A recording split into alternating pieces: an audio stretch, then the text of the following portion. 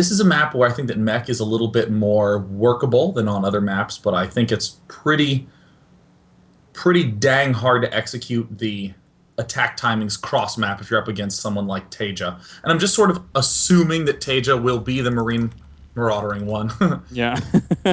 Well, you're right, though. Like, if you're going to go mech on this map, it's all really about, once you've claimed those 3 bases, claiming the ground in between your 3rd and your 4th, and really holding on to that for desperate life. And if you can't, then you're kind of down and out, because hitting the timings in the middle of the game is really difficult. So you just have to either max out and then plow across, or do nothing. But there really is no 2 ways about it.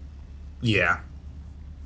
Well, down in the bottom left, the yellow beautiful gentleman, MarineKingPrime, starting off with, looks like he might be going for a quick expand, because as we talked about on the previous maps, he really has been going straight for the ultra mega fast gas, and on this map, he's not doing that at all. This is true. This is true. As for now, did we have? Yeah, he spawns MKP spawning down our bottom left. And yeah, Mr. Taeja spawning up in top right. And Taeja, just in general, if I saw him deviate from anything like an expansion play as well, it would be I think it would be slightly shocking here on a map like Entomb Valley. It's just such a good map to expand on. Like, it's just that's just it. This is one of those things where, you know, no matter what you do, like, if you are going to be going crazy, mad, stupid aggression, you have to have an expand behind it in some form. And MKP doing this, again, really has to have, like, a two-gate type of follow-up to, in my eyes, be, not two-gate, 2 racks kind of follow-up to be in a sort of comfortable position. Yeah. Yeah, as for now, actually, yeah, Taeja, proving me wrong. He's going to be going for a refinery. So maybe a little bit of aggression out of Taeja from here on. And this harks back to an older version of Taeja that, you know, we haven't seen rear its head in TVT for a little while, but he's going to bring it. And MKP for now is going to be in the defender's shoes with the 2 barracks that are going down. So he's taking good precautions as well in terms of getting out a lot of units quickly with those 2 barracks. And really trying to ramp up the production from there. I feel like I'm watching like a face swap on Reddit or something like that, where we're seeing MarineKingPrime do the Taeja-style strategies and Taeja do the MKP-style strategies. We already have the, tricksy Taeja. Now, if I'm in MarineKingPrime's shoes, I'm probably going to look at this and go, oh yeah, no doubt, my opponent is going for some sort of Reactor Hellion, or maybe straight for a Banshee with an aggressive 1-base play. But Taeja kind of blowing my mind, going straight for this expand, and he's probably just going to be going Marine tank defense in this spot. Yeah, that could indeed be of an eventuality, but it's funny because Taeja is doing all of this, and he's getting the gas behind it, and unfortunately for him, the one slight advantage he could have eked out from this is, you know, if his opponent poked up and saw all of that was going on, it's like, oh, there's a wall in there, what's going on? But actually, he just didn't scout at all, so... MKP here is going to be taking precautions for everything, or one would assume everything, to keep himself stable. And from there on, we'll see how it goes. He's getting the gas for it, at least.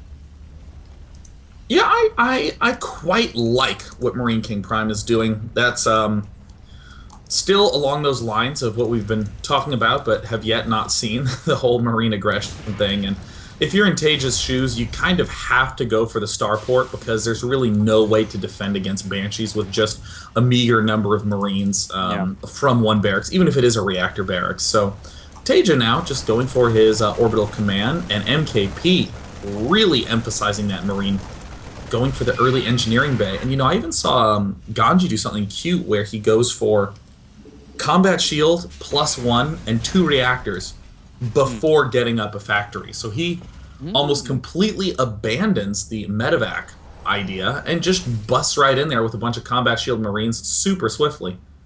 That's a pretty cool idea, actually. I mean, you're basically just circumventing the need for longevity in your army by just having a lot of your army. So I like the idea of it.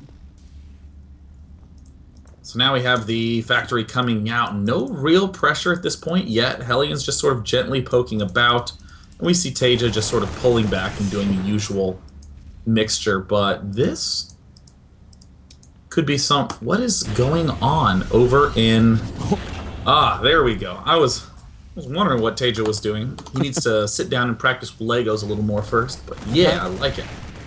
Just decided to lift everything off and rearrange it once or twice, and it's happy from there. Double engineering bay for him as well. So those bio tank styles that we were assuming from the very beginning on a map like this, it's just, again, so hard to make mech work. So hard. So. Well, KP's really building himself up for a nice Marine timing, and the early stage of the game, at the very least, it comes down to, does Taeja get enough defense to hold this attack off? Because Taeja's going mega late game with his 1-1. He'll likely just add on 2 more barracks and then go 2-2 as he takes a 3rd base. There's nothing in Taeja's build that would indicate that he has any plan on doing a push.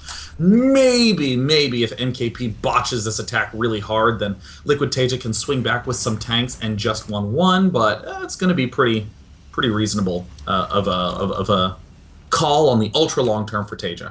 Yeah, with the 1-1 coming down here, you're right. It's really a very long game orientated focus. He's adding on a few more barracks here, but this will probably just lead on to the securing of a 3rd command center. That 3rd base, and with that, with the double engineering base down, I mean, everything right now is, you know, pretty hunky-dory here for both players. MKP is going to be the more aggressive than anything with just the 1 engineering bay, and he's interestingly adding on a factory down at his...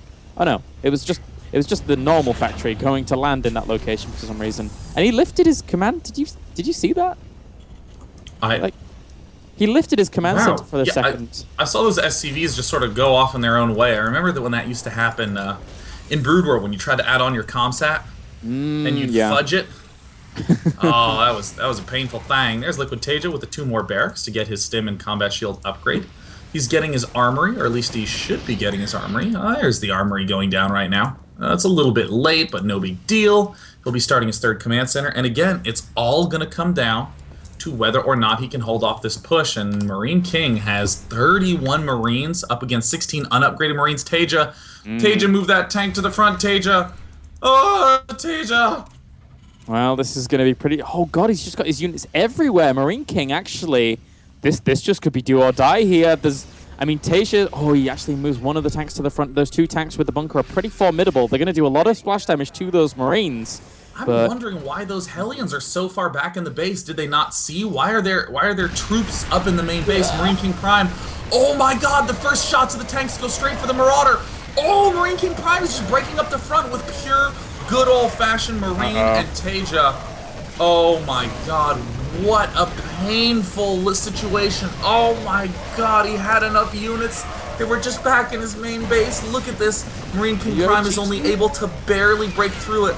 Oh, my heart. You're right, he had all the units to deal with it.